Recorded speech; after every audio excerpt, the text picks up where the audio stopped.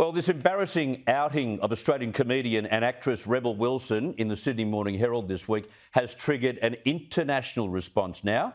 Now, I was explaining yesterday on the show how the paper's gossip columnist Andrew Hornery gave Rebel a two-day deadline to respond to his claim that she was having a relationship with American fashion designer Ramona Agruma.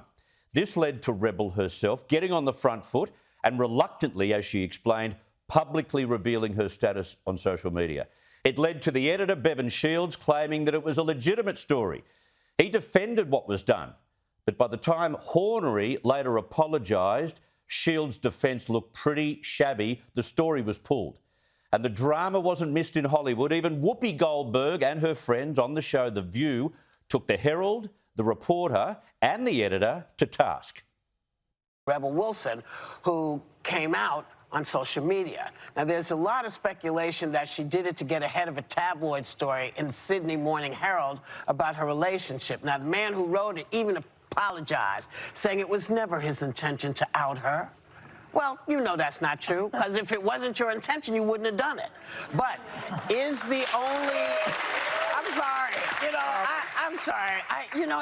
If you didn't want to do it, you shouldn't have done it. You knew exactly what you were doing. If I would not give a quote or talk to a place that's forcing me to tell a story I'm not ready to tell. Right. Rebel. And it's not like she's a politician who's in the closet, who is legislating anti-gay laws. When his editor came out and said, no, we would do this with anyone that asked for comment. We would have done this if it were she were dating a man, and there's nothing wrong with it. And then a day later, they pulled the column. And so they knew that it was wrong. Cop that. They didn't miss.